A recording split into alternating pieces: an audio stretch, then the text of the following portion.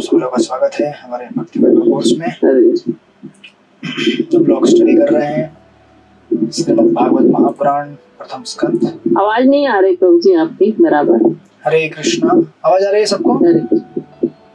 अरे हाँ आवाज आ रही है? है। तो हम लोग प्रथम स्कंद अध्याय नंबर कितना अध्याय नंबर चालू है? 15वां। हाँ, उसके अंत में हम लोग, राइट, 15 चैप्टर के अंत में है। 42 हो गया, 43 चल। यस। तो 15वें अध्याय का टाइटल है पांडवों की सामयिक निवृत्ति। तो इस अध्याय में हम लोग देख रहे हैं कि भगवान श्री कृष्ण के इस जगत से अंतर्धान होने के बाद पांडवों ने भी इस जगत से प्रयाण करने का निर्णय ले लिया। और हम लास्ट टाइम श्लोक नंबर 42 में रुके थे। इस प्रकार उन्होंने पंचत्वमय स्थूल शरीर को विनष्ट करके प्रकृति के 3 गुणों में मिलाकर उसे अज्ञानता में मिला दिया और तब उस अज्ञानता को आत्मा या ब्रह्मा में विलीन कर दिया जो सर्वदा अक्षय है। इस प्रकार युधिष्ठिर महाराज ने अष्टांग योग की प्रक्रिया द्वारा अपने शरीर को आत्मा से अलग कर दिया और आत्मा को इस भौतिक जगत से आध्यात्मिक जगत की तरफ लेके जाने लगे, राइट। तो हम लोग 42 तक रुके थे, sorry 43rd, and then now 42nd, now 43rd।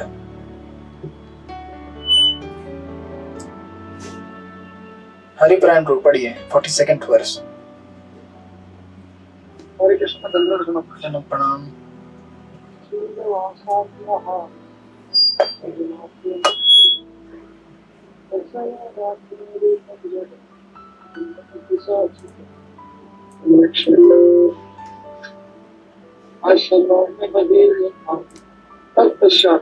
Recording in progress.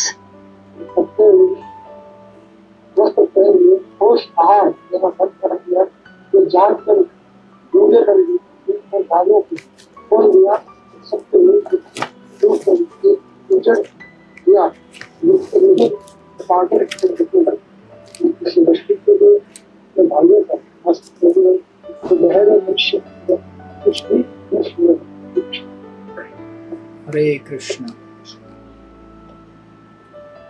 हरे पुराण की आवाज ठीक से आई नहीं। तत्पश्चात महाराज युधिष्ठिर ने फटे हुए वस्त्र पहन लिए, ठोस आहार लेना बंद कर दिया, वे जानबूझकर गूंगे हो गए, बालों को खोल दिया। इन सबके मिले जुले रूप में वे एक उज्जड़ या वृत्तिविहीन पागल की तरह दिखने लगे।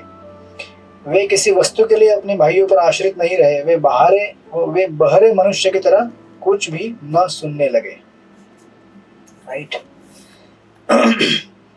तो अभी ये इस तरह का वर्णन सुनकर आप लोग डर जाएंगे। आप बोलेंगे जीवन के अंत में ये करना है क्या? तो आपको ये करने का जरूरत नहीं, ऑटोमेटिक हो ही जाता है हमारे साथ। युधिष्ठिर महाराज ने तो वॉलेंटरीली किया, इसीलिए प्रक्रिया का वर्णन किया गया है। लेकिन हम भले चाहे या न चाहे हमारे साथ ये होगा। क्या होगा? जब अंत का समय आएगा हमारे वस्त्र कौन से होंगे? थोड़ी ना सिल्क की साड़ी पहन के सोएंगे हम बीमार अवस्था में, है? थोड़ी ना एकदम चमचमाता बॉर्डर वाला धोती पहन के सोएंगे। वही डॉक्टर के बेड में जो हॉस्पिटल में रहेंगे तो हॉस्पिटल का जो रहेगा, सफेद धोती कुर्ता, सफेद कुर्ता और पजामा रहता है। आहार तो वैसे ही बंद हो जाएगा क्योंकि पाचन होगा नहीं। बोलना वैसे ही बंद हो जाएगा क्योंकि याद भी नहीं आएगा क्या बोलना है। बाल तो वैसे ही खुल जाएंगे। जो मृत्यु की शैया पर खड़ा रहेगा वो थोड़ी सोचेगा कि बाल बनाना है अभी, थोड़ी बोलेगा नर्स को प्लेट में प्रसाद के साथ साथ शैम्पू भी लेके आओ, एक मेरा मन पसंदीदा शैम्पू लगाऊंगा आज, नहीं ना। और इस तरह से इन सबके मिले जुले रूप में क्या हो गए? वो एक पागल की तरह दिखने लगे। तो हम भी ऐसे ही दिखेंगे अंत में। जिस शरीर को आज हम इतना सजाते हैं उसका अंतिम गति यही है। इसका अर्थ ये नहीं है कि अभी से उजाड़ होना चालू हो जाओ। अपने शरीर को स्वस्थ रखो कृष्ण की सेवा के लिए। ये जानते हुए कि जब तक कृष्ण की सेवा करनी है तब तक ये शरीर इस तरह से मैं सही सही रखूंगा। जिस दिन इस शरीर से सेवा देना बंद हो जाएगा उस शरीर को तो अपने आप छोड़ना ही पड़ेगा, राइट। और एक सुंदर चीज यहाँ पे कहा गया है, वे किसी वस्तु के लिए अपने भाइयों पर आश्रित नहीं रहे। That's very important line. क्योंकि क्या होता है कि जब अंत का हमारा समय है, specially the last phase of our life, हम लोग इस जीवन में अनेक अनेक रोल अदा करते हैं, राइट। अभी हमारा किसी का रोल है माता का, किसी का रोल है पिता का, किसी का रोल है टीचर का, किसी का रोल है स्टूडेंट का, किसी का रोल है भाई का, बहन का, पत्नी का, पति का। ये सब रोल हैं। जब अगर ये रोल हैं ड्रामा में, इसको हिंदी में क्या कहते हैं रोल को? सृष्टिपति प्रभु वृंदावन में है क्या अभी भी? क्या आ गए वृंदावन से? अच्छा, क्या कहते हैं रोल को हिंदी में? अभिनय, भूमिका या फिर किरदार। तो ड्रामा खत्म होने के बाद भूमिका भी खत्म। नो मोर ड्रामा, नो मोर भूमिका, नो मोर किरदार। तब हमें अपने असली आइडेंटिटी पे आना पड़ता है, ठीक है ना। जैसे आज हमारे बीच यहाँ पे कुछ नए भक्त हैं। अच्छा, प्रभु जी नहीं, ये माता जी है, ये खरी नित्य सुंदरी माता जी, जहाँ भी है उनका हम लोग स्वागत करते हैं। हरि बोल, हरि बोल, हरि बोल। तो ये सब सारे क्या है, हमारे रोल हैं, इज़न्ट इट। इन रोल को हमें छोड़ना पड़ता है और इन रोल को छोड़कर हमें दूसरा एक रोल लेना पड़ता है।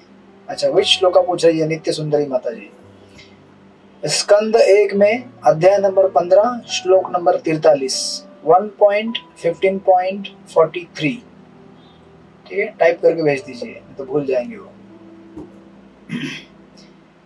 तो इसीलिए हमें ये याद रखना है, जैसे यहाँ पे कह रहे हैं इस श्लोक में, वे किसी वस्तु के लिए अपने भाइयों पर आश्रित नहीं रहे।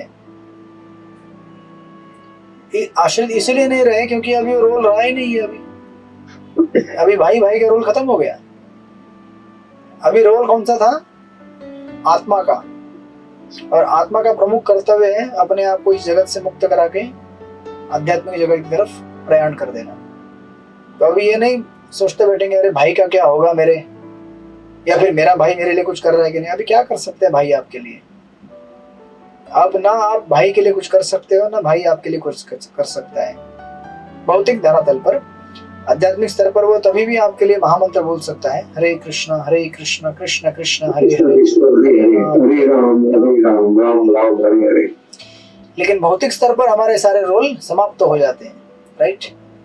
और इस प्रकार प्रभुपाद जैसे लिख रहे हैं तात्पर्य में, इस प्रकार समस्त बाह्य झंझटों से छूटने पर उन्हें राजसी जीवन या परिवार प्रतिष्ठा से कुछ लेना देना नहीं रहा और एक तरह से वे निष्क्रिय पागल उज्जड़ की तरह बन गए और भौतिक मामलों के विषय में कुछ भी बोलना बंद कर दिया, राइट। प्रभुपाद लिखते हैं, अब वे अपने उन भाइयों पर आश्रित नहीं रहे जो निरंतर उनकी सहायता करते थे। एंड देन सभी प्रकार की इस पूर्ण स्वतंत्रता को निर्भीकता की शुद्ध अवस्था कहते हैं। आज हम लोग शुद्ध अवस्था में नहीं है, हम लोग क्या है, डिपेंडेंट है सबके ऊपर, बराबर है कि नहीं? मैं ये स्पिरिचुअली नहीं बोल रहा हूँ, मेटेरियली बोल रहा हूँ। Spiritually we are always dependent, materially आज हम बहुत डिपेंडेंट है। हमारी नौकरी के ऊपर, सरकार के ऊपर, हमारे पड़ोसी के ऊपर, हमारे घर के मेंबर्स के ऊपर, सबके ऊपर हम लोग आश्रित है। इस तरह से हम लोग पूरी तरह से चारों तरफ से बंधे हुए हैं। अगर पानी का सप्लाई नहीं हुआ तो हरी बोल, गैस का सप्लाई नहीं हुआ हरी बोल, टमाटर 150 रुपए किलो अभी भी चल रहा है। उस दिन मैं खोपोली में पूछ रहा था, एक दुकान में गया मैं ककड़ी लेने के लिए। मैं बोला कितने का है? बोला ककड़ी 30 रुपया का आधा किलो। फिर बाजू में टमाटर था, बोला टमाटर कितना रुपया किलो? ना एक बाजू में कोई तो आया टमाटर लेने के लिए, बोला कितना रुपया टमाटर? बोला 40 रुपए का पाव, मतलब आधा किलो 80 रुपया, 1 किलो 160 रुपया। तो मैं बोला ठीक है, अच्छा है, मुझे टमाटर नहीं चाहिए ककड़ी दे दो। तो भौतिक जगत में हम इतने आश्रित हो गए हैं चीजों के ऊपर कि हमारे लिए स्वतंत्रता और मुक्तता पाना बहुत कठिन हो गया इस समय। जैसे यहाँ पे युधिष्ठिर महाराज के बारे में कहा गया है कि उन्होंने क्या किया, अपने आप को आश्रित करना बंद करा दिया और इस प्रकार पूर्ण स्वतंत्रता को, निर्भीकता की शुद्ध अवस्था को प्राप्त हो गए। उसे कहते हैं, प्रभुपाद ब्रैकेट में लिखते हैं, निर्भय पद। आज हम निर्भय क्यों नहीं है? क्योंकि हम सब डरते हैं, अरे मैं ऐसा कुछ कर दूं तो मेरी पत्नी क्या कहेगी। पत्नी सोचती है आज अगर अच्छा तरह से सब्जी नहीं खिलाया, कल पता नहीं साड़ी के लिए पैसा मिलेगा नहीं मिलेगा। बराबर है ना। अभी जिनकी उम्र चली गई है उनको कुछ ज्यादा समझ में, मतलब उनको उदासीन हो गए होंगे। सृष्टिपति प्रभु हमारे रमेश मोदी प्रभु बोलेंगे हो गया हमारा तो ये सब जमाना। लेकिन जो कुछ अभी भी थोड़ा सोच रहे हैं कि हम लोग पार्टी शार्टी में जाते रहते हैं, तो उनको थोड़ा सा लगता होगा, लेकिन ये स्थिति है। अब देखिए ना, मंदिर में भी कई बार यहाँ पे डोनर आते हैं तो हमको बहुत ट्रीटमेंट देना पड़ता है उनको, वीआईपी ट्रीटमेंट। तो of course this is spiritual, but then example ऐसा ट्रीटमेंट देना पड़ता है जैसे मानो वो भगवान ही हो। ऑफकोर्स डोनर को धीरे धीरे समझ में आएगा, इतने जल्दी समझ में नहीं आएगा कि मैं भगवान नहीं हूँ, मैं केवल निमित्त हूँ, मैं कुछ दान दे रहा हूँ। इसका मतलब ये नहीं कि हमेशा मैं वीआईपी बने रहूँ, राइट। मुझे कभी डिवोटी भी बनना पड़ेगा, राइट। डोनेशन दे देके एक दिन डिवोटी बन जाएंगे वो लोग। But this is the stage कि ऐसा हमारा एक दिन समय आएगा तब हमें सारे रोल छोड़ने पड़ेंगे, क्योंकि किरदार है, राइट। और सिंगल पॉइंटेड अटैचमेंट दिखाना पड़ेगा भगवान के लिए, वन पॉइंटेड अटेंशन। एक्चुअली हमें ये हमारे जीवन काल में ये अभ्यास करने के लिए मौका रोज मिलता है, 2 घंटा। हरे कृष्ण कृष्ण कृष्ण हरे हरे, हरे राम राम राम हरे हरे। 2 घंटा अगर हम इसका अनुभव करना चाहेंगे कि निर्भयता क्या होती है, तो उस समय हमें अपने जप को इस तरह से करना चाहिए कि जिंदगी के सारे चीजों को त्याग कर, कि इस समय मैं अभी क्या हूं, मैं और भगवान, और भक्त भी है बाजू में, वो सहायता कर रहे हैं मुझे, लेकिन अभी मुझे कुछ नहीं सोचना है संसार के बारे में। ये जो रोज का अभ्यास 2-2 घंटे का होता है, यही अभ्यास हमको जीवन के अंत में काम में आएगा। लेकिन जीवन भर अगर अभ्यास ही नहीं किया, जब करते हुए वक्त भी हम सोच रहे हैं कल स्टेट में इतना पैसा मिलेगा, है ना, कल इतना प्रॉफिट हुआ था, परसों इतना होगा, कल ऑफिस में ये काम करना है, इस तरह से जब प्लानिंग चलते रहता है तो फिर हम अभ्यास नहीं कर रहे हैं। और हम अभ्यास न करने की वजह से ये निर्भय पद को प्राप्त नहीं हो सकते, जो कि यहाँ पे कहा गया है। प्रभुपाद कह रहे तात्पर्य निर्भय पद। निर्भयता तब होती है जब हम इंडिपेंडेंट हो जाएंगे, right. Again it's not spiritual independence but material independence, right. Spiritually तो हम लोग हमेशा डिपेंडेंट रहेंगे भक्तों के ऊपर। तो इस प्रकार युधिष्ठिर महाराज ने अपने आप को पूरी तरह से, सेम वर्णन आपको भरत महाराज का भी आएगा, सॉरी ऋषभ देव का आएगा 5म स्कंद में। ऋषभ देव ने भी ऐसी अवस्था प्राप्त कर ली थी निर्भयता की। तो आपको वो तो भगवान के अवतार है, बट वो इसी फेज से जाएंगे अष्टांग योग के। एंड देन उसके बाद अपना इस तरह से एग्जाम्पल सेट करते हुए युधिष्ठिर महाराज कि किस तरह से जगत से हमें प्रयाण करना चाहिए, फिर आगे कहते हैं 44वें वर्ष में। पढ़िए पांडव सखी माता जी 44वां श्लोक पढ़िए, विश्राम का मौका नहीं मिलेगा। पढ़िए। उदीचीन परवीतेशा शाम तत्पूर्वा महात्मभि हृदि ब्रह्म ध्यानन आवृतते यतो बता। तब उन्होंने उत्तर दिशा की ओर अपने पूर्वजों तथा महापुरुषों द्वारा स्वीकृत पथ पर चलते हुए प्रस्थान किया, जिससे वे परमेश्वर के विचार में पूर्ण रूप से लग सके। वे जहाँ कहीं भी गए इसी तरह रहे। हरे कृष्ण प्रभु धन्यवाद, प्रणाम। एक सेकंड, एक हमारे भक्त थे, उनको लिंक चाहिए था क्लास का, उनको भेजता हूँ। तो क्या है, वो हमारे नए भक्त हैं, बोले थे लिंक दे देना। एक सेकंड, ठीक है, दे दिया, सॉरी। तो फिर उस प्रकार युधिष्ठिर महाराज कहाँ चलने लगे, उत्तर दिशा की ओर, राइट, जहाँ पे उनके पूर्वजों ने और महापुरुषों ने उस रास्ते पे चले थे। एक्चुअली हमें सबको तो उसी रास्ते पे चलना है जहाँ पे हमारे पूर्वज चले हैं। सब कौन से रास्ते पे चले हैं? आप सबको पता है रास्ता है मृत्यु का, सामने खड़ी है आपके और आपको बुला रही है घड़ी घड़ी, टिक टिक टिक टिक, हम उसके पास पास पास जा रहे हैं, राइट। हम सबका सेम रास्ता है। तो अभी उस रास्ते में जाने के बाद फिर वहाँ एक जंक्शन आता है, मनुष्य योनि, पशु योनि, वनस्पति की योनि, अनेक अनेक। तो वहाँ पे हमको डिसीजन दिया जाएगा, जजमेंट दिया जाएगा कि अभी कहाँ जाओगे, लेकिन रास्ता तो हमारा सेम है उस तरफ। और यहाँ पे एक सुंदर शब्द का इस्तेमाल किया गया है, न आवर्तित। न आवर्तित यानी कि ऐसा मार्ग जहां से वापस नहीं आएंगे हम। एक ये अर्थ होता है, प्रभुपाद ने और एक अर्थ दिया है, अपने दिन बिताए, न आवर्तित ऐसा करके दिया है, राइट। बट और एक उसका अर्थ होता है कि जहां से जाने, जिस मार्ग में जाने के बाद हम वापस नहीं आते। यानी कि एक बार आपने रिनंसिएशन लिया, वैराग्य धारण कर लिया, तो फिर आप स्पेशली जीवन के अंतिम फेज में वहां से रिटर्न नहीं होता है।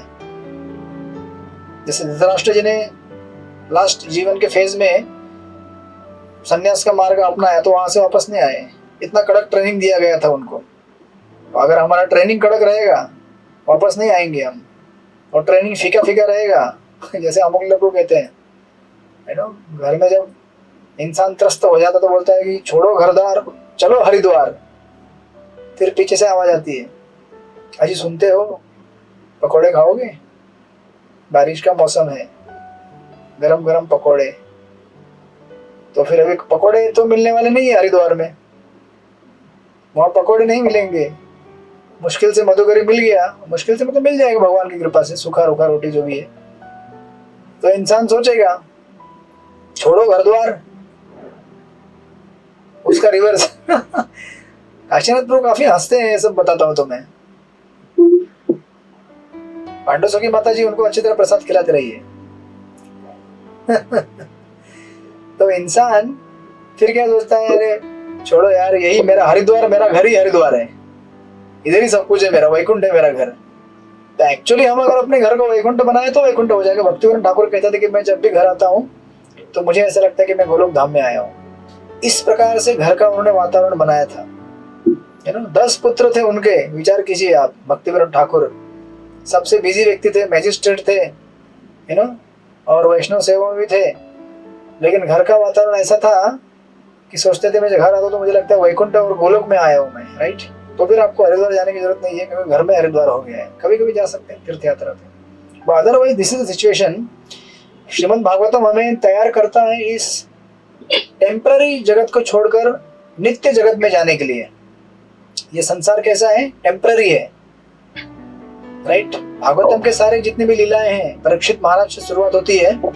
परीक्षित महाराज को तैयार किया जाता है कि इस टेम्पररी भौतिक जगत में जो भी आपने उपाधियां ली है उसको जब त्यागने का समय आता है, और परीक्षित महाराज तो भाग्यशाली हैं कि उनको नोटिस भी आया है कि 7 दिन के अंदर आपको आपका रोल चेंज करना है।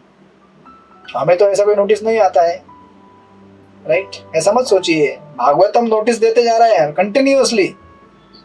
हर क्लास में नोटिस मिलता है कि तुम्हारा टाइम आ रहा है, धीरे धीरे तैयारी करो। हमें सबको कहा जाता है, टीचर को भी, स्टूडेंट को भी, सबको कहा जाता है तुम्हारा टाइम आ रहा है। वो टी शर्ट पे लेकर रहता है ना, अपना टाइम आएगा तो वो भी एक इंडिकेशन है। अगर हम भगवत चेतना में रहेंगे तो हर जगह हमको श्रीमद् भागवतम दिखेगा। जैसे कलकत्ता के लाला बाबू थे ना, पता रहेगा आपको उनकी कथा। बहुत बड़े जमींदार थे। एक दिन एक संध्या के समय में कुछ स्त्रियां कुएं में पानी भर रही थी और सूरज ढल रहा था, तो स्त्रियां बात कर रही थी, चलो चलो जल्दी, समय हो रहा है ना। लाला बाबू ने उतना सुना तो उनके अंदर कृष्ण ने उनको प्रेरित कर दिया, चलो चलो वृंदावन, समय हो गया तुम्हारा, बहुत आपने जमींदारी कर ली, बहुत कुछ कर लिया। लाला बाबू छोड़ के चले गए सब कुछ, जमींदारी वृंदावन। कृष्ण कहाँ से कैसे इंस्पिरेशन देंगे हमें पता नहीं चलेगा, लेकिन उसके लिए हमारा साधना अच्छा होना चाहिए, हमारा भागवत का श्रवण अच्छा होना चाहिए, फिर भगवान हमें प्रेरित करेंगे, राइट। तो इसीलिए यहाँ पे ये तैयार करा रहे हैं एक्चुअली हम सबको। और अनुवाद में लिखते हैं श्रील प्रभुपाद, वो उत्तर की तरफ चले जिससे वे परमेश्वर के विचार में पूर्ण रूप से लग सके। वे जहाँ कभी कहीं भी गए इसी तरह गए, राइट। और श्रील प्रभुपाद तात्पर्य में हमें वर्णाश्रम धर्म के सिस्टम का एनालिसिस दे रहे हैं फर्स्ट पैराग्राफ में कि 4 फेज रहते हैं हमारे जीवन के। Student life, this is the first thing, and then student life मतलब ब्रह्मचारी आश्रम, या फिर आज के ज़माने में स्टूडेंट लाइफ, उसको सिंपल भाषा में अगर अनुवाद करें तो। उसके बाद नेक्स्ट होता है हमारा गृहस्थ जीवन, 25 साल अगर हम अगर ब्रह्मचारी आश्रम से चेंज करना चाहें तो।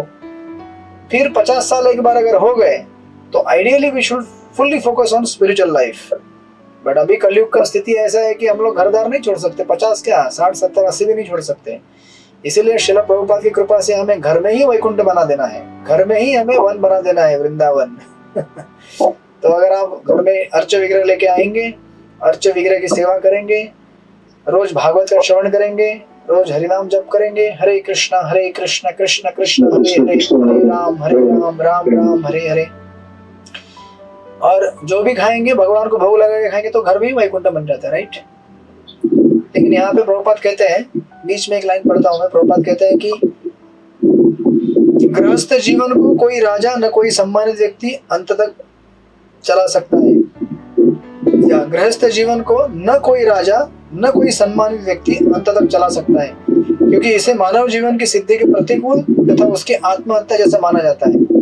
तो हमेशा जीवन के अंत तक गृहस्थ आश्रम में रहना, इन द सेंस कि घर में रहते हुए घर के कामकाजों में उलझे रहना, उसका अर्थ ये है आपको घर नहीं छोड़ना है, घर में ही बने रहिए, लेकिन अपने बच्चों को ऐसा ट्रेनिंग दीजिए कि कल बच्चे आपको बोल सके पापा अभी आप जब कर लीजिए, आपने बहुत सेवा किया, हमें सब कुछ दिया, अभी आप जब कीजिए। बरसाना किशोरी माता जी ट्रेनिंग देती है उनकी लड़की को, आपकी डॉटर है ना। सुबह सुबह चैंटिंग के लिए आती है ट्रेनिंग। तो ऐसा ट्रेनिंग देना चाहिए हमारे बच्चों को कि एक समय पर वो खुद बोल सके, अगर हम भी डिटैच ना हो तो वो बोले पापा हरि बोल, हो गया आपका टाइम, अभी जब कर लो। कहाँ उलझ रहे हो इस भौतिक जगत में, ये सब दुकानदारी। काशीनाथ प्रभु आपका भी बच्चा है, उसको ट्रेनिंग दे देना आप, तो फिर आप कभी बोलते रहते हैं ना शुद्ध भक्ति करना है, शुद्ध भक्ति करना है। लेकिन ट्रेनिंग देना पड़ेगा। जैसे प्रभुपाद यहाँ पे कह रहे हैं कि अंत तक पारिवारिक चीजों में उलझे रहना उसे आत्महत्या जैसा माना जाता है। अतः सारी पारिवारिक झंझटों से मुक्त होने एवं भगवान कृष्ण की भक्ति में सेवा में 100% लगने की हमेशा संस्तुति की जाती है, क्योंकि यह प्रामाणिक पथ है। और गीता में 18.62 में शिक्षा दी गई है कि कम से कम अपनी अंतिम अवस्था में भगवत भक्त बनना चाहिए। तो आपको आप सभी लगे हुए हैं, भगवान की भक्ति कर रहे हैं, लेकिन याद रखना चाहिए हमें कि हमें एक ऐसा समय आएगा हमारे सारे रोल्स, हमारे किरदार त्याग करके केवल एक ही किरदार में आना पड़ेगा, वो है भगवान कृष्ण का नित्य दास, राइट। तो इस प्रकार प्रभुपाद लिखते हैं अंत में पैराग्राफ के, इस प्रकार उत्तरापथ के लिए गृह त्याग करते हुए महाराज युधिष्ठिर अपने अंतःकरण में निरंतर श्री कृष्ण का स्मरण करते रहे और अपने पूर्वजों तथा सभी परम भक्तों के चरम चिन्हों पर चलते रहे। एंड देन 45 में बोलते हैं, आप पढ़ना चाहेंगे नित्य सुंदरी माता जी प्रभु जी दोनों में से कोई भी श्लोक नंबर 40? हाँ पढ़िए, 45वां श्लोक और अनुवाद दोनों पढ़िए। सर्वे तम अनु निजर्गमोह रात्रः कीर्तनिश्चया हरिनाम अधर्म मित्रेण दृष्ट्वा स्पृष्टा प्रजा भुवि। अनुवाद, महाराज युधिष्ठिर के छोटे भाइयों ने देखा कि कलयुग का पहले ही संसार भर में पदार्पण हो चुका है और राज्य के सारे नागरिक पहले से ही अधर्म द्वारा प्रभावित थे। अतएव उन्होंने अपने बड़े भाई के चरण चिन्हों का अनुगमन करने का निश्चय किया। हरे कृष्ण। हरे कृष्ण। किसी को बताना नहीं पड़ा उन्हें, अरे भीम चल भाई टाइम हो गया, बहुत हो गया अभी जगत का भोग, है ना। हालांकि ये लोगों ने भक्तिमय सेवा ही की है, लेकिन अपने उदाहरण से सिखा रहे हैं हमें, किसी को नहीं बताना पड़ा। उन्होंने देखा कि अभी सिचुएशन क्या हो गया है, एकदम फेवरेबल हो गया हमारे लिए। एक्चुअली जो वास्तविक अध्यात्मवादी होते हैं वो जब देखते हैं मौका कि इस जगत से वैराग्य धारण करने का टाइम आ गया तो एक्सटैटिक हो जाते हैं वो लोग। जिस प्रकार एक क्षत्रिय जब युद्ध का मौका देखते हैं तो एकदम एक्सटैटिक हो जाते हैं, जिस प्रकार कोई भूखा व्यक्ति जब भोजन सामने दिखता है तो बहुत ही हर्षित हो जाता है, उसी प्रकार हमारे भक्ति का परीक्षा ये है कि जब हमारे सामने भगवान की सेवा करने का मौका आएगा, भगवान के नाम जप करने का मौका आएगा तीव्रता से, तो हम अति प्रसन्न हो जाएंगे। हम ये नहीं बोलेंगे अरे यार और एक जप आ गया, और एक सेवा आ गई, नहीं, और खुश होंगे हम। जिस प्रकार यहाँ पे ये युधिष्ठिर महाराज के जो भाई है वो प्रसन्न होकर क्या कर रहे हैं, उस तरफ निकलने का प्रयास उन्होंने निश्चय किया। प्रभुपाद लिखते हैं, महाराज युधिष्ठिर के छोटे भाई पहले से ही सम्राट के आज्ञाकारी आज्ञापालक थे और जीवन के परम उद्देश्य को जानने के लिए उन्हें पर्याप्त प्रशिक्षण दिया गया था। राइट, इसलिए उन्होंने भगवान कृष्ण की भक्ति करने में अपने बड़े भाई का अनुसरण करने का निश्चय किया। और फिर प्रभुपाद वापस पुनः हमें बताते हैं, सनातन धर्म के नियमानुसार आधी आयु बीत जाने पर गृहस्थ जीवन से विरक्त होकर मनुष्य को आत्म साक्षात्कार में प्रवृत्त होना चाहिए। लेकिन इस प्रकार प्रवृत्त होना सदैव निश्चित नहीं रहता। कभी कभी निवृत्ति प्राप्त लोग मोहग्रस्त हो जाते हैं कि जीवन के अंतिम दिनों में अपने को किस तरह लगाए रखा जाए। यहाँ पांडव जैसे आधिकारिक जनों का निर्णय दिया हुआ है, उन सबों ने पूर्ण पुरुषोत्तम भगवान की भक्तिमय सेवा के अनुचरण में अपने आप को प्रवृत्त किया। राइट, तो इस तरह से प्रभुपाद कह रहे हैं कि हमें लास्ट की लाइन में लिखते हैं, पांडवों ने बिना किसी संकोच के उनका पालन करने में बुद्धिमानी की, because of life long training. एकदम उनके लिए मतलब स्वाभाविक था, बड़े भैया जिस मार्ग में जा रहे हैं हमें भी उसी मार्ग में चलना है। एंड देन वो चलने लगे। 46 में सृष्टिपति पर पढ़ी है 46 नंबर। हरे कृष्णा प्रभु जी, दंडवत प्रणाम। एता दुकृत सर्वथा ज्ञात्वा आत्यन्तिकम् आत्मनः मनसा धारयामासु वैकुंठ चरणम्बुजम्। उन्होंने धर्म के सारे नियम संपन्न कर लिए, अतएव उनका ये निश्चय ठीक ही था कि भगवान श्री कृष्ण के चरण कमल ही सबों के चरम लक्ष्य है। अतएव उन्होंने बिना व्यवधान के उनके चरणों का ध्यान किया। हरे कृष्णा, दंडवत आपको। देखिए, जब तक हम लोगों को स्पिरिचुअली एक अच्छा ट्रेनिंग नहीं मिलेगा और हम अपने आप को स्पिरिचुअली एब्जॉर्ब नहीं करेंगे, तब तक इस जगत से रिनंसिएशन लेना बहुत कठिन काम है। इसलिए गीता में कहा गया है, कौन सा श्लोक है वो, 2.59, रसोवर्जम रसोपि अस्य परम दृष्टा निवर्तन्ते। राइट, जब तक हमें भक्ति का उच्च स्वाद नहीं प्राप्त होगा तब तक हम इस जगत से अपने आप को डिटैच नहीं कर पाएंगे। राइट, सो दैट्स व्हाई यहाँ पे इसलिए कह रहे हैं कि भगवान के चरण कमल ही सबों के लिए चरम लक्ष्य है, ये उनको पहले से ज्ञात था और उन्होंने ये निश्चय कर लिया। और इसलिए बिना व्यवधान के उनके चरणों का ध्यान करते हुए वो क्या करने लगे, इस भौतिक जगत से प्रयाण करने लगे। प्रपट में लिखते हैं, विश्वनाथ चक्रवर्ती ठाकुर जी का एक कोटेशन तात्पर्य देकर, विश्वनाथ चक्रवर्ती के अनुसार धर्म अर्थ काम तथा मोक्ष के नियमों को वे ही अपनाते हैं जो पाप कर्मों के फलों से मुक्त नहीं हुए हैं।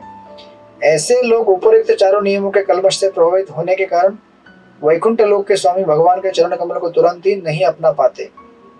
राइट, वैकुंठ विश्व भौतिक आकाश से बहुत दूर स्थित है। भौतिक आकाश दुर्गा देवी या भगवान की भौतिक शक्ति के अधीन है, किंतु वैकुंठ जगत क्या है, भगवान की व्यवस्था से, उनकी निजी शक्तियों से चलता है आध्यात्मिक जगत में। वहां पे जाने के लिए हमको 100% प्योर होना पड़ेगा। 1% भी अगर कंटेमिनेशन रहेगा तो भी हम नहीं जा सकते भगवत धाम। एक कण मात्र भी अगर हमारे अंदर भौतिक इच्छा है तो भी हमें एंट्री नहीं मिलेगा। मतलब विचार कीजिए कितना शुद्ध होना है हमें। अभी तो हम केवल स्ट्रगल कर रहे हैं 16 माला करने के लिए राइट, 4 नियम पालन करने के लिए, और प्रसाद में भोग लगा है खाने के लिए स्ट्रगल कर रहे हैं कि बाहर मार्केट में जाते हैं, यहाँ वहाँ जाते हैं, है ना, भेलपुरी वाला दिखता है, समोसा वाला दिखता है, चाट वाला दिखता है, हम स्ट्रगल करते हैं अभी भी। तो विचार कीजिए हमारे लिए रास्ता कितना लंबा है। लेकिन खैर कोई बात नहीं, कम से कम इस रास्ते पे तो आए हैं हम लोग। इस प्रकार जब देख रहे हैं युधिष्ठिर महाराज, सॉरी ये पांडव, कि युधिष्ठिर महाराज उस मार्ग में चले हैं, हम भी उस मार्ग में चलेंगे, और उनके लिए संभव हुआ है क्योंकि स्पिरिचुअली एब्जॉर्ब है। इसलिए जब तक हमारा एक अच्छा training background culture life long नहीं रहेगा तब तक ये मार्ग हमें अपनाना कठिन है। अभी हम सबको नहीं समझ में आएगा, एक्चुअली कि किस फेज में एंट्री कर रहे हैं लोग। अभी हम लोग बोल रहे हैं ठीक है, भक्ति वैभव का क्लास है, बताते रहिए आप, हम सुनते रहेंगे लेकिन आपको ये कभी कभी इसका छोटा छोटा सा सैंपल मिलता होगा जब आप बीमार गिरते हैं, जब आप बीमार होते हैं कभी कभी और बेड पे पड़े रहते हैं, बुखार हुआ है और जप करना है, तो कैसा लगता है? ऐसा लगता है कि आज जप नहीं करूंगा क्या होगा, ये विचार मन में आता है, कल कर लूंगा मैं। ऐसा इसीलिए क्योंकि ट्रेनिंग नहीं है हमारा, यू नो, हम नहीं समझ पाते कि ऑफ कोर्स हमें रिग्रेट होना चाहिए हम नहीं कर पाते, इसका मतलब ये नहीं कि हम उसको एक यू नो एक एक्सक्यूज मानकर चल बैठे कि हाँ ठीक है बीमार हूं मैं। तो हमारे अंदर एक रिग्रेट होना चाहिए कि अरे नहीं यू नो कर पा रहा हूँ ठीक से, या पूरा नहीं हो पा रहा है। ये भाव तब आएगा जब नॉर्मल टाइम में हमने अपने आप को अच्छा ट्रेनिंग दिया होगा और वो कल्चर डेवलप किया होगा, राइट। और ऐसा भी होता है कि कभी कभी क्या होता है कि हमें लगता है कि मेरा अगर एक रोल खत्म हो गया तो फिर मेरा सेवा समाप्त। कभी समझो आप अगर आज माता है पिता है, कल आप सास और बहू के रोल में आएंगे, बराबर है कि नहीं? केवल मधुमती माता जी, आज आप पिता माता है, बराबर, कल आपका माता का रोल समाप्त हो जाएगा। और आप ये मत सोचना कि अभी माता का रोल समाप्त हो गया तो मेरा सेवा नहीं, एक रोल समाप्त हुआ तो उसके साथ वो सेवा खत्म होगी, लेकिन दूसरा रोल आगे वेट कर रहा है उस रोल में और एक सेवा है, तो आप सास बन जाएंगी। उसके बाद भी एक समय आएगा कि वो भी रोल खत्म हो जाएगा आपका, फिर एक नया रोल आएगा और अंत में एक ही रोल बचेगा, वो है जीवेर स्वरूप है कृष्ण और नित्यदास। तो सेवा हमारा कंटिन्यूअस चलता रहेगा अलग अलग फेजों में, राइट। तो वो यहाँ पे युधिष्ठिर महाराज और उनके भाइयों ने समझ लिया और फिर उस दिशा की तरफ वो निकलने लगे, राइट। आगे पढ़िए 47-48 एक साथ, हरिप्राण प्रभु आप पढ़िए दोनों साथ में।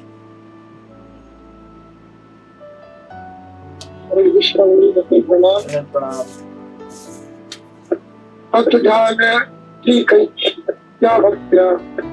विशुद्ध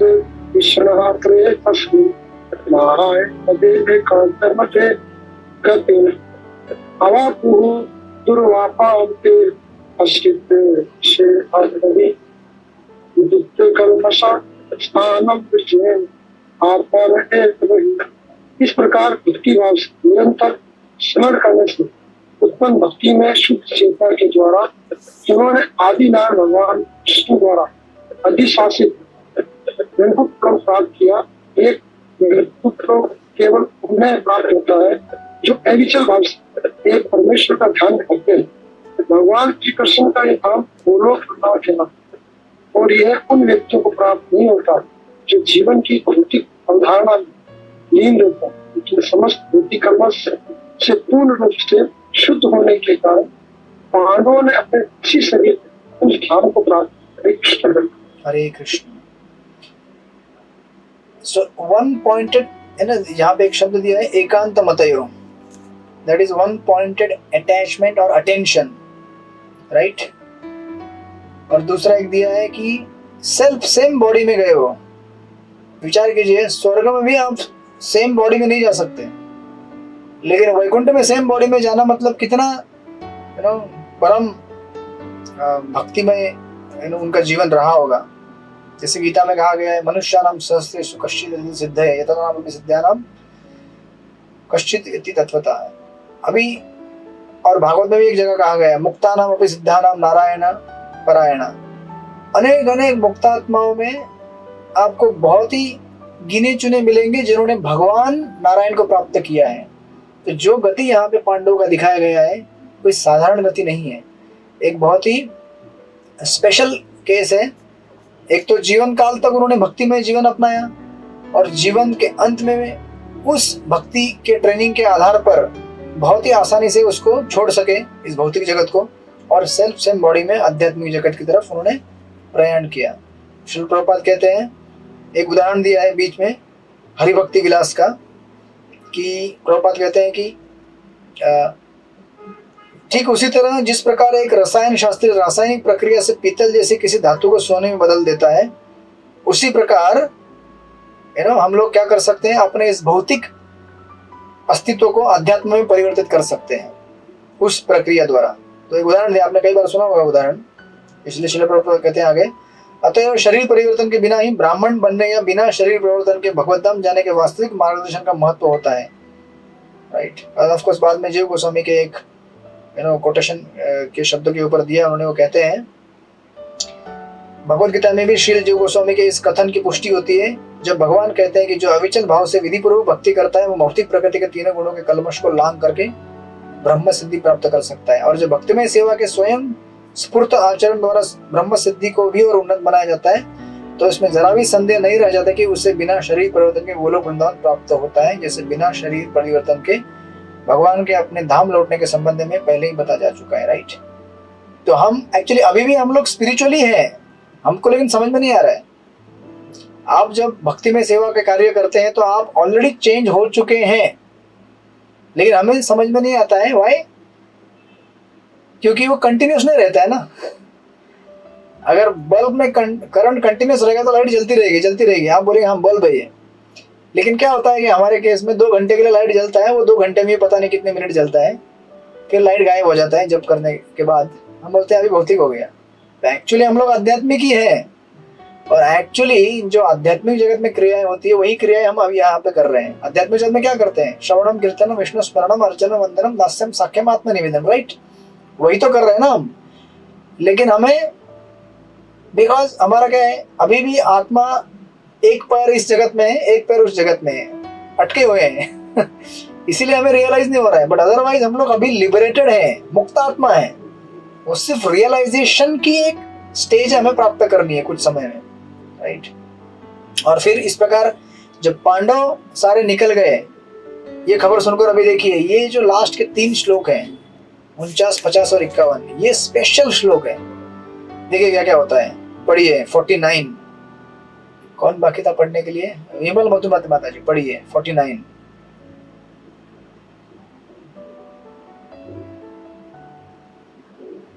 पढ़िए हाँ।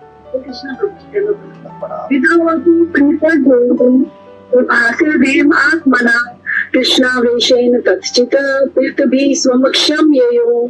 तीर्थाटन के लिए गए हुए विदुर ने प्रभास में अपना शरीर त्याग किया। चूंकि वे भगवान कृष्ण के विचार में मगन रहते थे, अतएव उनका स्वागत पितृलोक के निवासियों ने किया, जहाँ वे अपने मूल पद पर लौट गए। हरे कृष्ण प्रभु। तो आपको एक कथा मालूम ही है विदुर जी की। यमराज थे और कुछ समय के लिए उनको थोड़ा कंटाल गए थे मैनेजमेंट सेवा करके ज्यादा तो बोले कि मुझे भगवान का शुद्ध भक्ति करना है, थोड़ा मुझे छोड़ दो कुछ समय के लिए, वृंदावन यात्रा करके आता हूँ पुरुषोत्तम मास में। तो आप में से कुछ लोग जाके आए होंगे, कुछ लोग जा नहीं पाए। मैंने ये प्लान किया था लेकिन उसी दिन बीमार गिर गया मैं। तो अभी क्या करें, भगवान की जो इच्छा। फिर यहाँ पे तो चलते रहते, कीर्तन चलाते रह रहे हम लोग।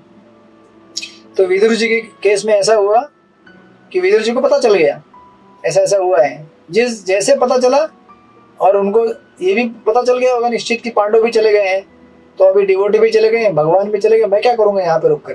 तो उन्होंने भी क्या कर दिया, भगवान कृष्ण के चरणों में अपने मन को रखते हुए वो भी इस जगत से प्रयाण कर गए। तो उनकी कथा, उनके बारे में बताया गया, वो प्रॉपर आप लोग पढ़ लीजिएगा कैसे कैसे उन्होंने पूर्व अवतार में अपने रोल निभाया और इस जन्म में, और फिर अल्टीमेटली वापस अपने पद पर प्रतिष्ठित हो गए पितृलोक में। अब देखिए 50वें श्लोक में सच किशोरी माता जी पढ़िए, श्लोक नंबर 50। हरे कृष्ण। दंड प्रणाम। दंड प्रणाम। द्रौपदी च तदाज्ञायापति नाम अनपेक्षतां वासुदेव भगवती एक अंतमति आपतम। द्रौपदी ने भी देखा कि उसके पतिगण उसकी परवाह के बिना घर छोड़ रहे हैं। वे भगवान वासुदेव कृष्ण को भली भांति जानती थी, अतएव वे तथा सुभद्रा दोनों भगवान कृष्ण के ध्यान में लीन हो गई और अपने अपने पतियों की सी गति प्राप्त की। देखिए ये होना चाहिए हमारे जीवन में क्या किया उन्होंने? पहले आपने देखा था कुंती महारानी चली गई, ना किसी को पूछा, ना किसी ने उनको पूछा। राइट, यहाँ पे द्रौपदी ने भी देखा, ये तो चले गए, है ना, उसकी परवाह किए बिना घर छोड़ रहे हैं। ये नहीं पूछा अजी सुनती हो चलो मेरे साथ, रास्ते में अगर भूख लग गई तो थोड़ा प्रसाद बना के दे देना मेरे को। ऐसा कुछ नहीं था, वो चले गए ये भी चली गई, है ना।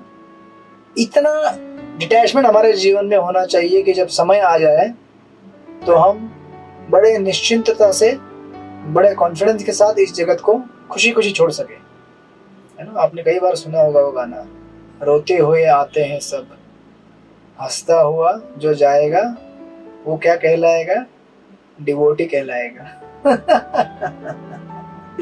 राइट, तो हमें डिवोटी बनना है, ठीक है ना। लेकिन जगत को हंसते हंसते छोड़ना चाहिए, हमें खुशी खुशी। यस कृष्णा, आपने मुझे दिया इतना सब कुछ, मैंने मेरे रोल सारे अदा किए, भरपूर सेवा किया, चैंटिंग किया, अब मैं खुश हूँ। I am very satisfied, very happy to get united with you again back in the spiritual world, और wherever you desire in any other creation, in any one of your creation, right? तो actually Prabhupada का ये तात्पर्य है ना, काशीनाथ प्रभु आपका प्रश्न लेंगे लेकिन जरा इसको पूरा करते हैं। ये जो तात्पर्य है, ये तात्पर्य जब आप पढ़ेंगे तो आपके होश उड़ जाएंगे। देखिए इसको कौन पढ़ेगा? कौन पढ़ेगा? पांडव सखी माता जी नहीं, कन्हैया प्रिया माता जी हैं यहाँ पे। हरे कृष्ण प्रभु जी। हाँ, ये 50 नंबर के श्लोक का तात्पर्य का पहला लाइन से पढ़ना चालू कर दीजिए। तात्पर्य का पहला लाइन, मतलब उधर से पढ़ना चालू कीजिए, मैं जब तक ना बोलूं रुकने के लिए पढ़ते जाइए। ओके। हवाई जहाज उड़ाते समय, प्रभु जी पहले ही बोला ना आपने? हाँ बराबर बराबर पढ़ रही हैं आप, पढ़िए। ओके। हवाई जहाज उड़ाते समय कोई किसी दूसरी जहाज की परवाह नहीं करता, हर एक को अपने जहाज की परवाह करनी होती है, और यदि कोई संकट पड़े तो उस अवस्था में कोई अन्य जहाज सहायता नहीं कर सकता। बस इसी प्रकार जीवन। बस कैसा लगा आपको? देखिए, जब तक प्लेन, मैं आगे का पढ़ रहा हूँ प्रभुपाद का प्रॉपर्ट, ठीक है, पढ़ लीजिए, चलिए पढ़ लीजिए। कन्हैया प्रिया माता आगे पढ़िए, कंटिन्यू। जब हर एक को भगवत धाम जाना होता है तो उसे दूसरे के ऊपर निर्भर न रहकर स्वयं अपनी परवाह करनी होती है। हाँ, उन्हीं के पूर्व धरातल पर सहायता की जा सकती है। इसी प्रकार किसी के जीवन काल में उनका गुरु, पिता, माता, संबंधी, पति तथा अन्य लोग सहायता कर सकते हैं, किंतु भवसागर पार करने समय हर एक को अपनी अपनी परवाह करनी होती है और पहले से प्राप्त उपदेशों का उपयोग करना होता है। बस कैसा लगा ये परपोर्ट? ये प्रभुपाद का फर्स्ट कैंटो का बहुत ही जबरदस्त परपोर्ट है। कई बार मैंने लेक्चर में सुना है, जब तक प्लेन जमीन में रहता है तो एक प्लेन दूसरे प्लेन को फ्यूल दे सकता है। ले भाई, तेरा तेल कमी पड़ रहा है, मैं थोड़ा तेल निकाल के देता हूँ। तेरा पुर्जा खराब है, मेरा पाना लेके उसको ठीक कर दे, है ना। आपका पंखा खराब हो गया, चलो हमारा मैकेनिक ठीक कर देगा। जब तक जमीन में प्लेन है, एक बार प्लेन ने उड़ान भर ली, आपने देखा होगा आकाश में प्लेन उड़ते हैं, आकाश में कोई भी प्लेन दूसरे प्लेन को मदद नहीं कर सकता। ये जीवन की सत्यता है। उसी प्रकार जब हमारा प्लेन उड़ेगा ऊपर, तो हम बरसाना किशोरी माता जी का प्लेन अपना ही रहेगा, काशीनाथ प्रभु का अपना प्लेन रहेगा, विमल मधुमती माता जी का अपना प्लेन रहेगा, मेरा अपना रहेगा। अब पता नहीं किसका प्लेन कहाँ जाएगा, किस दिशा में उड़ेगा, ये निर्भर करेगा हमने ग्राउंड में रहते हुए क्या ट्रेनिंग लिया हुआ है। ग्राउंड में जो ट्रेनिंग दिया जाता है, उस ट्रेनिंग के आधार पर प्लेन बाद में उड़ेगा। कहने का तात्पर्य ये है, बिल्कुल डरने की बात नहीं है। बिल्कुल डरिए मत। कहने का तात्पर्य ये है कि I have to fight my own battles myself. अगर अनर्थ मेरे अंदर है तो उन अनर्थों से मुझे लड़ना है। मेरे अनर्थों को दूसरा कोई लड़ नहीं सकता। बराबर है कि नहीं? क्या नाम है इनका? नित्य सुंदरी माता जी के इधर प्रभु जी का नाम क्या है? भूल जाता हूं मैं। सुकुमार प्रभु जी। हाँ प्रभु, हरे कृष्ण। हरे कृष्ण। प्रणाम प्रभु जी। प्रणाम। सही है कि नहीं? सही बात है, बिल्कुल सही। जब तक प्लेन जमीन पे है ट्रेनिंग लीजिए, प्लेन उड़ने के बाद आपको कोई ट्रेनिंग नहीं देगा। इन द सेंस कि हमारे अनर्थों को फाइट करने के लिए हमें खुद लड़ना पड़ेगा। मेरे अनर्थों को दूर करने के लिए मेरा बाजू वाला हेल्प नहीं कर सकता मुझे। हाँ, एक यहाँ पे डिस्क्लेमर है, प्रभुपाद जैसे यहाँ पे कहते हैं everyone has to fly their own plane. That means जब हम जीवन में समस्याओं का सामना करते हैं, यू नो, तो हमारे आसपास हमारी फैमिली रहती है, हमारा डिवोटी कम्युनिटी रहता है, हमारे पति पत्नी बच्चे घर परिवार सब रहेंगे और आपको सब सांत्वना देंगे, पापा आप डरो मत। लेकिन पापा को अगर कोई बीमारी हो गई तो पापा को ही लड़ना है। आपकी लड़ाई आपका पुत्र नहीं लड़ सकता। बराबर है कि नहीं काशीनाथ प्रभु? अगर मुझे कुछ बीमारी है, समझो मुझे मलेरिया हो गया है, तो अगर मेरे घर में या फिर हमारे आश्रम में दूसरा कोई ब्रह्मचारी रहेगा, वो थोड़ी बोलेगा मलेरिया हुआ है तुझे, रुक रुक, मलेरिया मेरे अंदर आ जा, तेरी मलेरिया को मैं लड़ूंगा, तू आराम कर। नहीं कर सकता ना, मेरा मलेरिया का फाइट मुझे करना है। बराबर है कि नहीं? ही कैन, हाँ, वो वहां पे रह के हमें सांत्वना देगा, प्रभु जी टेंशन मत लो, आप ठीक हो जाएगा, चैंट करो, कृष्ण का स्मरण करो, ठीक हो जाएगा। वो इतना ही बोल सकता है, लेकिन लड़ाई तो मुझे ही लड़नी है, मुझे कोई हेल्प नहीं कर सकता सिवाय इंस्पायर करने के, इनकरेज करने के। That's it. इसीलिए देखिए ये थोड़ा सोबरिंग करने वाला पर्पट है प्रभुपाद का कि यू नो ऐसा एक टाइम हमारे जीवन में आएगा कि हमें रियलाइज करना पड़ेगा कि जो हमें संग मिलता है उस संग का क्या रोल है। हम जब वैष्णव संघ में आते हैं, जैसे आप लोग सुबह सुबह आते हैं जब करने के लिए यहाँ पे जूम पे, राइट, तो अभी ऐसा नहीं होता है कि आप जूम ज्वाइन कर ले तो अभी बल्ले बल्ले आपका जपा तो एकदम मस्त हो जाएगा आज और 16 पूरी हो जाएगी और एकदम चंगा हो जाएगा दिन, नहीं ना। उस संघ में आने के बाद अभी जप करना है या सोना है या यहाँ वहाँ देखते रहना है दीवार को, या कौन कब आ रहा है, कौन जा रहा है, कौन कैसे बैठ के जपा कर रहा है ये सब है ना, संघ में आके अभी डिसाइड करना है आपको क्या करना है। मुझे संघ तो हमने खड़ा कर दिया, फोरम है हमारे पास, हम एक साथ आते हैं जपा करते हैं, लेकिन जपा कैसे करना है मेरे ऊपर है। तो इसीलिए एक बहुत ही इंपॉर्टेंट यहाँ पे चीज है कि एसोसिएशन तो इंपॉर्टेंट है संघ, लेकिन संघ में हम क्या करते हैं ये उससे ज्यादा जरूरी है। ऐसा नहीं कि आप वैष्णव संघ में आ गए तो आपका उद्धार हो जाएगा। वैष्णव संघ में आने के बाद हम क्या करते हैं उससे हमारा उद्धार होगा, राइट। इसलिए कहते हैं ना, साधु के संगति में रहकर आप अगर साधु से अगर भौतिक इच्छाओं की पूर्ति के लिए यू नो प्रेयर करेंगे तो साधु बोलेगा ले लो जो चाहिए वो ले लो, है ना।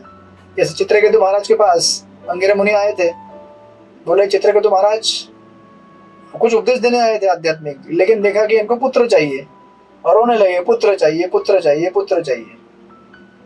तो अंगिरा मुनि समझ गए कि इसको अभी कुछ आध्यात्मिक उपदेश देके फायदा नहीं है, तो उन्होंने बोल दिया ठीक है पुत्र ले लो, लेकिन याद रखना इसका नाम होगा हर्ष शोक। उन्हें लगा कि थोड़ा हर्ष देगा, खेलेगा कूदेगा, तोतली भाषाएं बोलेगा, शोक कभी कभी मेरी बात नहीं मानेगा तो शोक भी देगा। ऐसा नहीं था बाबा शोक तो भयंकर देगा और हर्ष बहुत कम देगा। नहीं माना, पुत्र ले लिया, फिर बाद में आपको पता है। इसलिए कई बार कहा जाता है कि more tears are you know, ज्यादा हमने आंसू बहाए हैं अपनी इच्छाओं की पूर्ति करके। इस जगत में इच्छाओं की पूर्ति अगर नहीं करेंगे तो इतने आंसू नहीं बहते हमारे, इच्छाओं की पूर्ति करने के बाद ज्यादा आंसू बहते हैं। तो इसीलिए कभी कभी कृष्ण हमारे लिए जो अरेंजमेंट करते हैं वो बहुत अच्छी अरेंजमेंट होती है। कृष्ण जानते हैं आपको क्या चाहिए क्या नहीं चाहिए, आप कैसे रह सकते हैं, राइट। तो इसीलिए यहाँ पे ये सुंदर तात्पर्य प्रभुपाद लिख रहे हैं कि जब हम संघ में आएंगे तो उस संघ में हमारी जिम्मेदारी है कि हम कृष्ण का स्मरण करें। संघ की जिम्मेदारी नहीं है ये। हाँ, संघ आपको इंस्पायर करेगा, बाकी वैष्णव इंस्पायर करेंगे, प्रभु चैंटिंग करो चैंटिंग करो प्रभु चैंटिंग करो, लेकिन चैंटिंग तो मुझे ही करना है ना। जैसे प्रसाद अगर परोसा जाता है, बड़ी लंबी लाइन लगती है, लोग भक्त बैठ के प्रसाद लेते हैं, काशीनाथ प्रभु का प्रसाद मैं थोड़ी खा सकता हूँ। वो बोलेंगे अरे प्रभु जी आप खा लो मेरा पेट भर जाएगा, ऐसा तो कभी होगा नहीं काशीनाथ प्रभु, बराबर ना। आपके घर अभी कभी मैं आ जाऊं कभी तो आप ये मत बोल लेना कि मैं खा लेता हूँ प्रभु जी आपका पेट भर जाएगा। नहीं प्रभु जी, मेरे को बाहर जब पाते हैं तो फिर अपने आप यस, तो जिसका जो रोल और सेवा है वो तो हमें अपने ही करना पड़ेगा ना। हमारा जप हमें करना है, हमारे अनर्थों के साथ हमें ही लड़ना है। हमारे अनर्थों को लड़ने के लिए दूसरा कोई नहीं आएगा। ये बहुत ही इम्पोर्टेंट चीज है जानने के लिए, क्योंकि हम कई बार सोचते हैं कि अरे संग में आ जाओ सब हो जाएगा ठीक। अरे वो स्टेज 1 है, स्टेज 2 में हमें देखना है कि हम संग में क्या कर रहे हैं। आखिर बजरपा कर रहे हैं, गॉसिपिंग कर रहे हैं, खाली चाट भंडार पूरी खा रहे हैं बना के। कभी कभी रहता है भक्त बोलते हैं यार प्रसाद खाओ मजा करो यार, आज इनके घर में पार्टी है, आज उसके घर में पार्टी है। कीर्तन तो रहता है लेकिन कीर्तन के नाम पे पार्टियां चलती है। लोग प्रसाद के लिए आते हैं प्रभु जी। ये हमारे IYS का लड़का है। ठीक है, प्रसाद के लिए ही आते हैं, लेकिन ये याद रखना चाहिए कि ये प्रसाद है।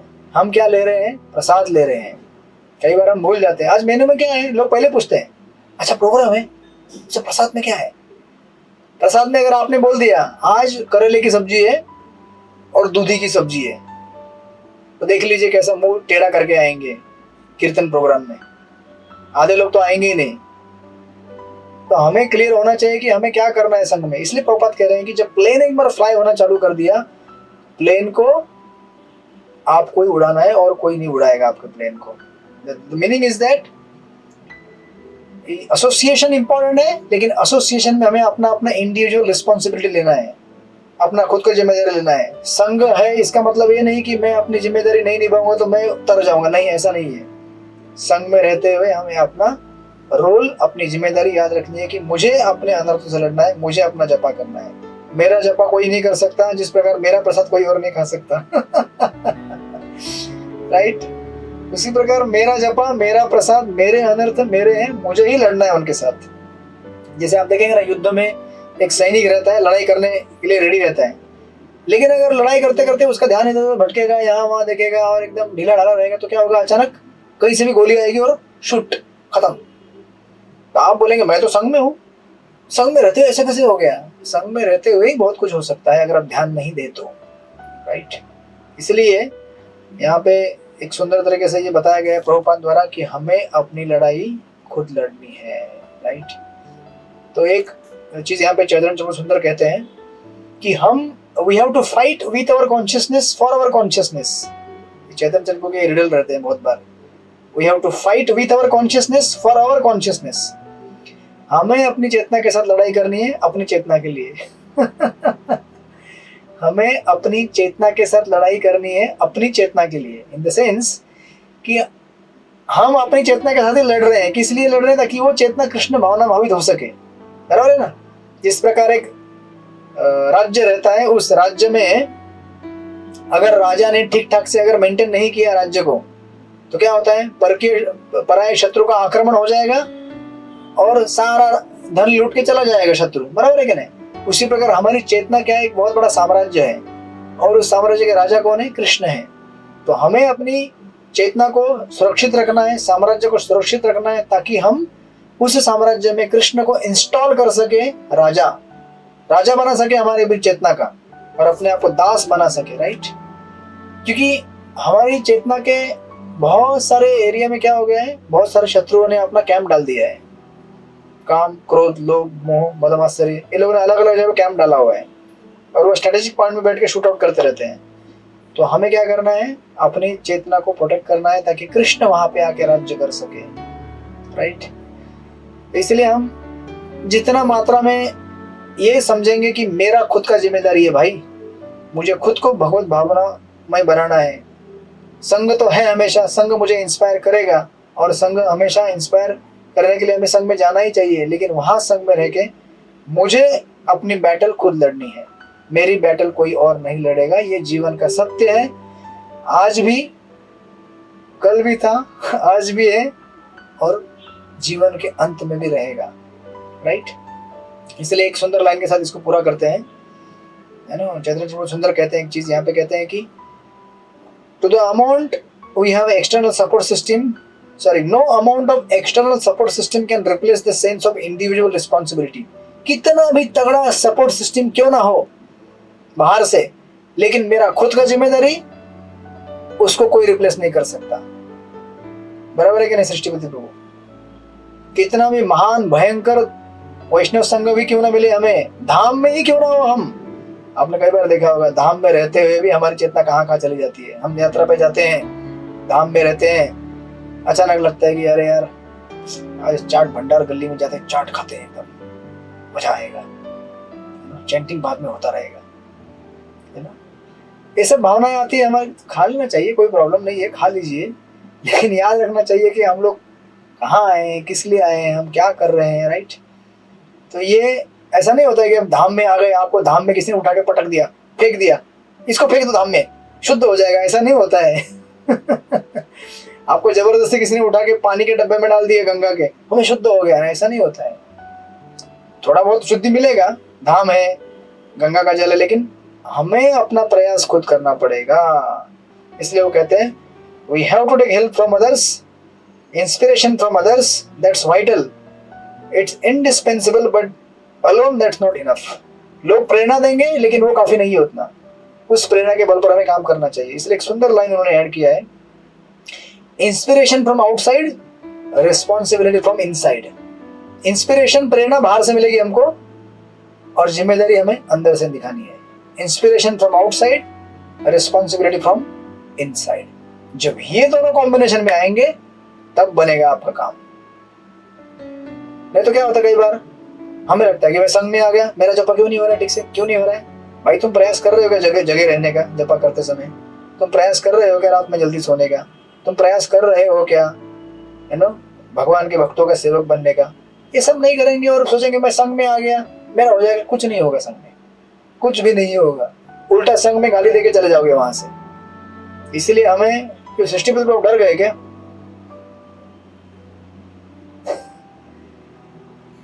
यही तो सत्यता है ना जीवन की।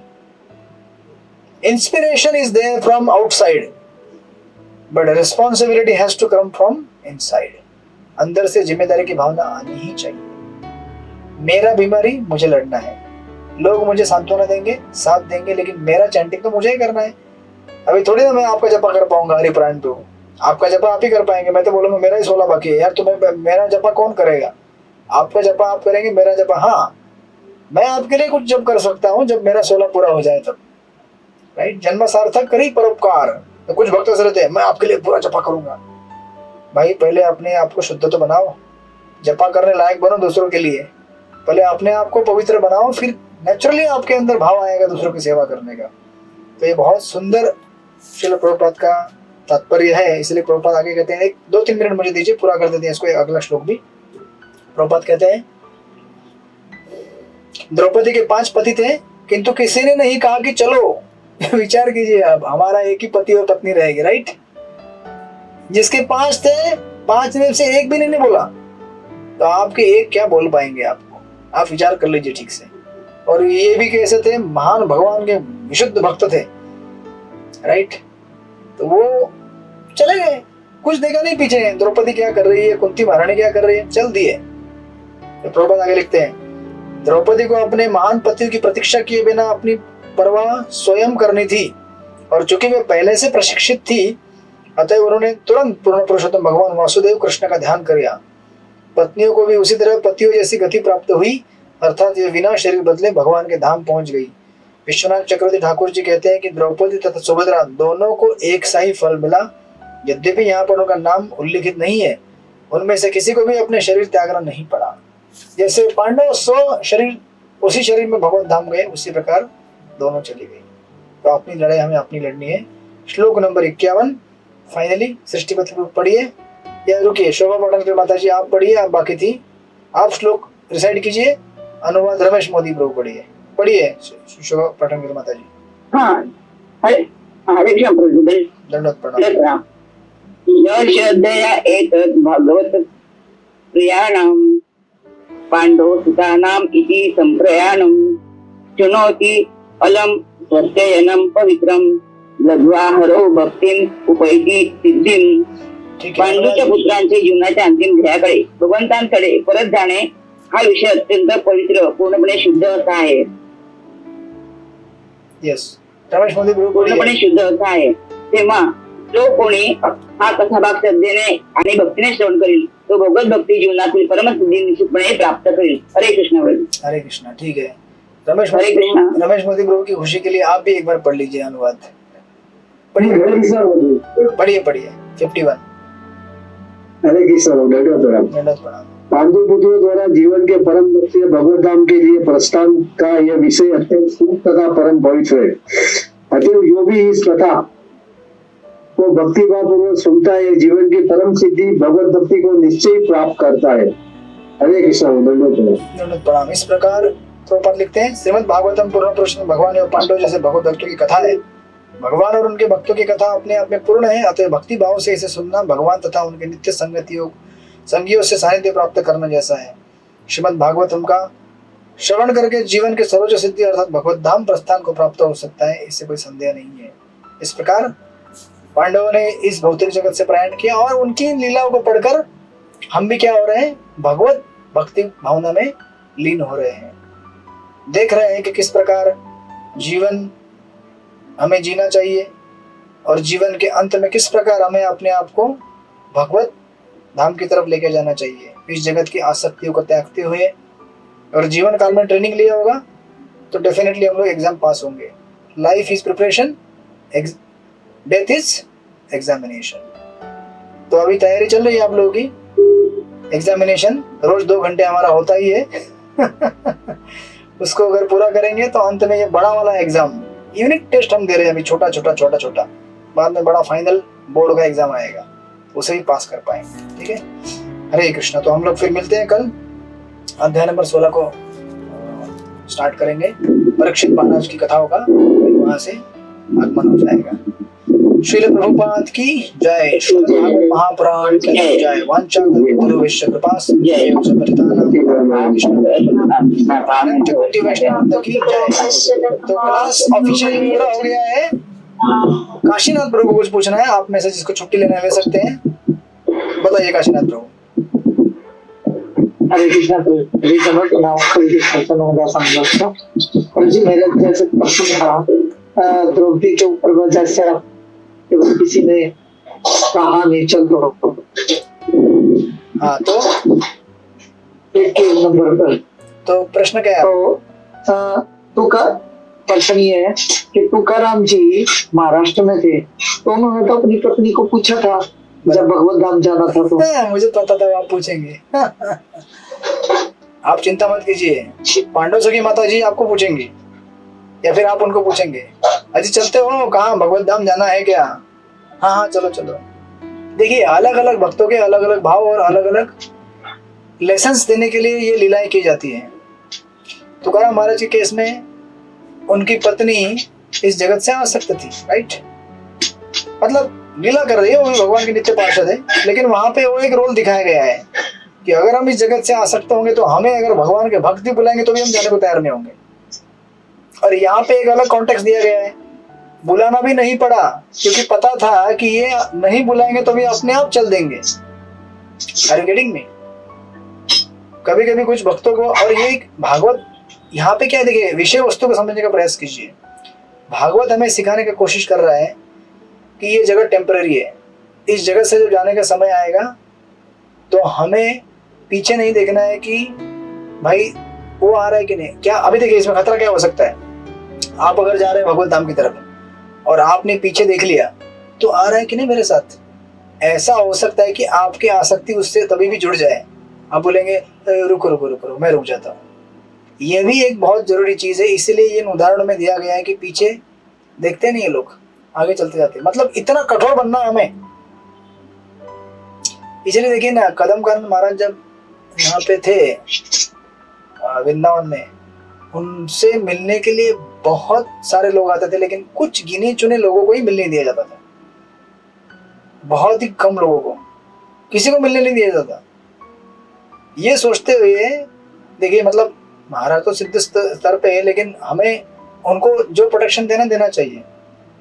तो जो भी सेवा में थे उनके रथ थे वो सोचते थे कि कहीं कुछ लोग मिलेंगे और महाराज का विचार भाव उस तरफ चले ना जाए. मतलब जाएगा नहीं, लेकिन ये प्रिकॉशन देना पड़ता है. समझे कि नहीं काशीनाथ प्रभु. इसलिए जीवन के अंत के फेज में एक्चुअली हम जितना भगवत भजन में लीन हो सके, बाकी सब चीजों को, क्योंकि आप अगर उनको मिलने भी चाहे तो क्या कर सकते हैं आप उनके लिए, राइट। इसलिए हमें वन पॉइंटेड होना चाहिए। इसलिए पांडव भी नहीं देखे पीछे, उन्हें अपना समझ में मेरा रोल खत्म हो गया, अभी मेरा कोई रोल नहीं है, अभी मेरा रोल क्या है उस तरफ पे, वो अपना रोल संभाल लेंगे, मैंने जो ट्रेनिंग देना था दे दिया ग्राउंड पे, अभी मेरा प्लेन उड़ रहा है, अभी मैं ऊपर से किसी को दूसरे प्लेन को हाथ नहीं लगा सकता। बोलिए। फिर ध्रुव महाराज ने तो अपनी माँ के लिए भी कहा था कि मेरी मम्मी का, अलग तो उनकी माँ के लिए भी कहा। अलग अलग कॉन्टेक्स्ट, अलग अलग एग्जांपल्स, अलग अलग चीजों को एम्फसाइज करने के लिए दिए जाते हैं। तुकाराम महाराज का एक रोल है, वो एक अलग चीज को एम्फसाइज कर रहे हैं। ध्रुव महाराज अपना ग्रेटिट्यूड दिखा रहे हैं अपने, और उस पर्पल में प्रभुपाद लिखते हैं कि काश मेरा भी कोई ध्रुव जैसा अगर डिसाइपल बन जाए तो मैं भी ऐसे अनायास भगवत धाम चले जाऊं। प्रभुपाद वहां पे ऐसी चीज कहते हैं और यहाँ पे ऐसी चीज कहते हैं, क्योंकि अलग अनेक उदाहरणों से हमें परिपक्व बनाना है। कोई भी हमारे जीवन में उदाहरण मतलब कॉन्शियसनेस और फेज आ सकता है। जरूरी नहीं कि आपके जीवन में ध्रुव महाराज जैसा ही अवस्था आएगा अंत में, हो सकता है आपको परीक्षित महाराज जैसा आ जाए, पांडव जैसा आ जाए, तुकाराम महाराज जैसा आ जाए। ये सब ट्रेनिंग दिया गया है अलग अलग उदाहरणों द्वारा। सिचुएशन आएगा वैसे तो उस प्रकार रिस्पॉन्ड करना है। ऑफ कोर्स हमें ध्रुव महाराज जैसा ग्रेटिट्यूड रखना है डेफिनेटली, कि जिन भक्तों ने हमें भगवत धाम प्रयाण करने के लिए हेल्प किया है तो हमें उनको याद करना है। बट प्रॉब्लम क्या है ना कि हम अगर उनको थोड़ा भी अगर मेटीरियली अगर याद करेंगे भौतिक दृष्टिकोण से तो खो गया काम आपका खत्म, फिर आपको यहीं पे रुकना पड़ेगा। There is a risk involved, but at the same time we have to be grateful. तो अलग अलग उदाहरण अलग अलग कॉन्टेक्स्ट में अलग अलग चीजों को एम्फसाइज कर रहे हैं। जी जी, एक पर उसी क्वेश्चन का तो आंसर मिल गया। दूसरा क्वेश्चन जैसे ये बताया था कि एक हवाई जहाज दूसरे हवाई जहाज की हेल्प नहीं कर सकता, बिल्कुल ठीक है ये बात, बट जब हवाई जहाज ऊपर उड़ता है तो नीचे की दिशा निर्देश में चलता रहता है। वो अगर उसको कोई प्रॉब्लम आती है तो वो दिशा निर्देश के द्वारा हेल्प लेता रहता है। तो हम जब होते हैं तो हम ठीक है संग में रह रहे हैं, तो जब हम भक्ति के उस पे आ जाए स्तर पर, तब भी हम भी तो दिशा निर्देश पे ही कार्य करते हैं, सेवा करते रहते हैं, भक्ति करते रहते हैं। तो अच्छी बात है ना, प्लेन जब उड़ता है तो दिशा निर्देश उससे लेना ही पड़ता है। लेकिन अगर प्लेन के प्लेन के इसमें होल हो गया तो नीचे से कितना भी निर्देश करो वो होल रिपेयर कर पाएगा ऊपर वाला आदमी? उसको तो उसे उसमें एडजस्ट करना है ना। आप समझे कि नहीं? अगर उसका फ्यूल ऊपर खत्म हो गया, दिशा निर्देश करके क्या होगा? उसको अपना एडजस्ट करना है। अभी कहाँ लैंडिंग करना है, क्या करना है, उसको डिसाइड करना है। समझे कि नहीं आप? दिशा निर्देश हमें भक्त करते हैं, प्रभु जपा करो, प्रभु जपा करो, प्रभु यहाँ घूमने मत जाओ, गलत मत करो, ये मत खाओ, वो मत खाओ, टाइम पे सो जाओ, टाइम, ये सब दिशा निर्देश है। लेकिन भक्त को तो खुद को डिसाइड करना है कि मुझे क्या करना है, क्या नहीं करना है। बराबर है कि नहीं? दिशा निर्देश मतलब बेसिकली संग। इसलिए अपनी जिम्मेदारी हम उसको एक्सक्यूज नहीं दे सकते संघ का नाम लेकर, अरे मैं संघ में हूं मेरा सब हो जाएगा। नहीं होगा कुछ भी। संघ में आए हो, ये पहला स्टेज है। संघ में क्या करना है, ये दूसरा स्टेज है और फाइनल स्टेज है। हरे कृष्णा। ठीक है, फिर मिलते हैं जी। ये 2 क्वेश्चन हो गए, तीसरा क्वेश्चन लास्ट है तो जी। एक क्वेश्चन का अभी 500 रुपया। ठीक है जी। हमारे जैसे वीडियो में एक भक्त थे, वो इतना क्वेश्चन पूछते थे हमारे गौरव प्रभु को। एक दिन गौरव प्रभु ने बोला अगली बार से एक क्वेश्चन का 500 रुपया। ठीक है, ऐसा मजाक कर रहे थे वो। बोलिए। और जी जैसे आपने बताया, ठीक है, बिल्कुल एक का मलेरिया हम दूसरे का नहीं ले सकते। पर चैतन्य चरितामृत में चैतन्य महाप्रभु एक भक्त से पूछते हैं, तो वो कहते हैं कि मेरे को सारे जो भी जिनका भी दुख है वो मेरे को दे दो, सबको भगवत धाम भेज दो। तो ऐसा पॉसिबल? आज तो आपको सारे स्क्रिप्चर याद आ रहे हैं, लेकिन याद रखिए वासुदेव घोष ने कहा था ना ऐसा। एक वासुदेव घोष ने एक बार कहा था, बराबर है कि नहीं?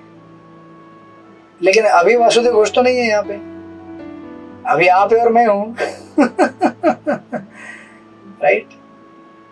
उस समय का जो स्थिति था, कंसेशन था, वो कंसेशन था। अभी कंसेशन नहीं है।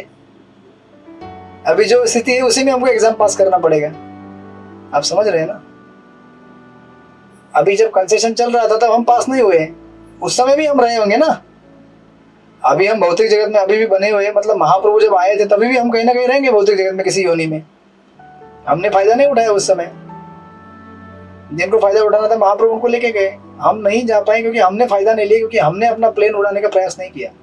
अभी विचार कीजिए ना, आपको कोई प्लेन लाके देगा, प्लेन में फ्यूल लाके देगा, प्लेन को सजाएगा, सब कुछ रेडी करेगा, बोलेगा बैठो और प्लेन चलाओ। हम बोलेंगे हमको तो प्लेन चलाना आता ही नहीं, फिर क्या फायदा उस प्लेन का। यही तो हो रहा है ना हमारे साथ। भक्तों का संग है, हाथ में बीड़ बैग है, प्रसाद है, डीटी है, सब कुछ है, लेकिन जब करने बैठते हैं मेरा जब नहीं हो सकता, मुझे नींद आ रही, मैं सो रहा हूँ, या मेरा मन संसार की चीजों में भटक रहा है। तो हम अपना प्लेन उड़ाने की जिम्मेदारी हमारा है। प्लेन लाके दिया, फ्यूल लाके दिया, सब व्यवस्था करके दिया है, लेकिन चलाना तो हमको ही है, दूसरा कोई नहीं चला सकता इसको। इसीलिए वो एक्सेल शीट दिया है। देखिए आज आपने कितना अपना प्लेन किसी के उड़ाया। लिए मतलब प्रार्थना भी नहीं कर सकते, कर सकते हैं ना। भक्त के लिए कि उसको ऐसे। भगवत धाम जाने के लिए भगवान अरे बाबा कर हमारी सकते- सुन ले। देखिए मैं आपके लिए प्रार्थना कर सकता हूँ, आप मेरे लिए प्रार्थना कर सकते हैं, बराबर है कि नहीं। आप मेरे लिए क्या प्रार्थना करेंगे कि भगवान इसको भगवत धाम की एंट्री दे दो, आप प्रार्थना करेंगे, लेकिन भगवान बोलेंगे ठीक है भगवत धाम का एंट्री करने के लिए तुमने प्रेयर किया, लेकिन मुझे तो फिर भगवत धाम जाने के लिए भगवान के चित्त में अपना चित्त लगाना पड़ेगा, नाम जप करना पड़ेगा। भगवान व्यवस्था बना के देंगे आपके प्रेयर की वजह से, लेकिन कार्य तो मुझे ही करना है ना। समझे कि नहीं आप। सबके लिए प्रार्थना करते रहिए, लेकिन अल्टीमेटली उस प्रार्थना के बल पर जो भी भगवान व्यवस्था करेंगे उस व्यवस्था में मुझे अपने आप को सेवा करना ही है। ठीक है, तो ये कॉम्बिनेशन है भक्तों की प्रेयर और हमारा प्रयास। यशोदा माई ने वही किया था ना, उनका प्रयास और फिर कृष्ण की कृपा, इस प्रकार कृष्ण को बांध पाई। वही हमारे साथ होता है भक्तों के साथ। हरे कृष्णा। फिर मिलेंगे कल हम लोग 7 से 8 वापस पुनः अगले अध्याय को प्रारंभ करें। श्रील प्रभुपाद की जय। हरे कृष्ण। हरे कृष्ण।